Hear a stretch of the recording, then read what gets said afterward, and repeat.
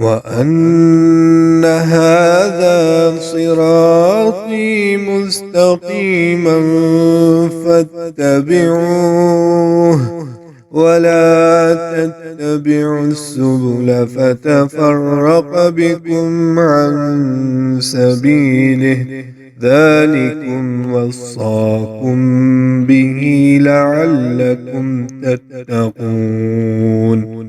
أعوذ بالله من الشيطان الرجيم. بسم الله الرحمن الرحيم.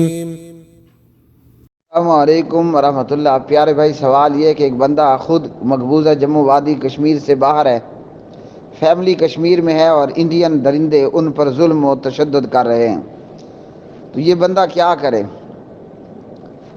میرے بھائی، پہلی بات تو یہ کہ اس بندے سے پہلے ہم کیا کریں؟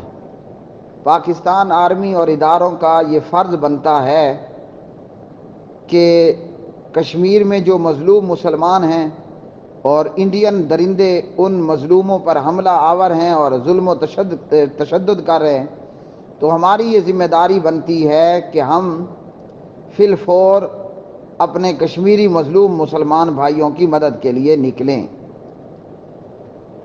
اور اگر ہم ایسا نہیں کرتے، جو کہ ہم بالکل نہیں کر رہے، تو ہم اللہ سبحانہ و تعالیٰ کے ہاں مجرم ہیں، اور چھوٹے موٹے مجرم نہیں ہیں، بہت بڑے مجرم ہیں. اس لیے کہ اللہ تعالیٰ نے ہمیں دشمن سے لڑنے کے لیے ہر طرح کی قوت اور طاقت عطا کر رکھی ہے، لیکن اس کے باوجود ہم اپنا فریضہ سر انجام نہیں دے رہے، تو ہم مجرم ہیں. آج 145 یا 50 دن ہونے کو ہیں اور مقبوضہ جموں وادی کشمیر کے لوگ انڈین درندوں کے ظلم و ستم میں پوری طرح مجبور اور لاچار ہو چکے ہیں. کل قیامت کا دن ہوگا، یہ مظلوم کشمیریوں کے گریبان ہوں گے اور ہماری آرمی کا اور ہمارے اداروں کا اور ہماری حکومتوں اور فورسزوں کا گریبان ہوگا. رہ گیا معاملہ. اور یہ نہ سمجھیے اور ہم یہ بھی نہ سمجھیں کہ یہ انڈین آرمی مقبوضہ جموں وادی کشمیر تک محدود ہوگی. ہاں جی، یہ آج ان کا نمبر ہے، کل ہمارا نمبر ہے. تو ہمارا ایک اسلامی فریضہ بنتا ہے، ہمارے اوپر فرض عین ہے کہ ہم کشمیریوں کو بچانے کے لیے ایونٹ جیسے ڈرامے کرنے کی بجائے حقیقی کردار ادا کریں. اور اس لیے بھی ہمارے اوپر کشمیریوں کی مدد کرنا فرض بنتا ہے. اگر ہم چاہتے ہیں کہ ہم کشمیر نہ بنیں اور کشمیریوں کے جیسے ظلم و ستم کا شکار نہ ہوں، تو پھر ضروری ہے کہ ہم آگے بڑھیں. ویسے یہ آگے بڑھنا نہیں ہے، دشمن ہمارے گھر میں گھس چکا ہے، تو ہم آگے بڑھیں اور دشمن کا مقابلہ کریں. اور اگر ہم ایسا نہیں کرتے تو ہم کشمیر کے بھی مجرم ہیں، کشمیریوں کے بھی مجرم ہیں، پاکستان کے بھی مجرم ہیں، اہل پاکستان کے بھی مجرم ہیں، اسلام کے بھی دشمن ہیں، مسلمانوں کے بھی دشمن ہیں.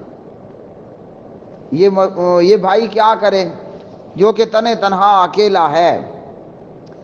یہی کر سکتا ہے کہ یہاں رہ کر دعا ہی کرے. تو یہاں سے کشمیر جانا یہ اپنے آپ میں بہت جان جوکھوں میں ڈالنے والی بات ہے. پھر ایک اکیلے بندے کا وہاں پہنچ کر وہ کیا کچھ کر سکے گا اور کیا کچھ اس سے ہو پائے گا؟ اس لیے یہی ہے کہ یہ یہاں رہے اور رو رو کر اللہ سبحانہ و تعالیٰ سے دعا کرے کہ ہمارے مظلوم مسلمانوں کی اللہ سبحانہ و تعالیٰ مدد فرمائے. اور مدد بھی اللہ کی تب آتی ہے کہ جب بندہ اپنی 313 کی جماعت لے کر کھڑا ہو جائے نا. ہاں جی، جب بندہ میدان میں ہی کھڑا نہ ہوگا تو فرشتے کہاں اتریں گے قطار اندر قطار؟